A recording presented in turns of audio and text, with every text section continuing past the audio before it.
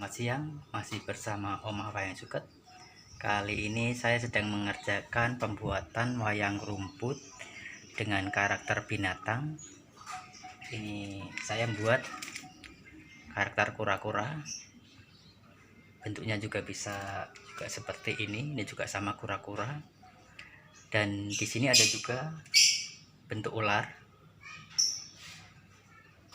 Ada juga bentuk sapung ini, dan ada juga bentuk siput.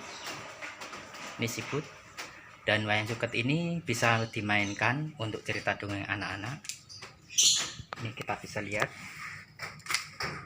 ini karakter binatang semua, dan nanti akan saya buat sekitar 30 karakter bentuk binatang. Dan silakan yang berminat nanti bisa pesan di rumah Wayang Suket, Kota Lama, Semarang. Selamat siang, terima kasih.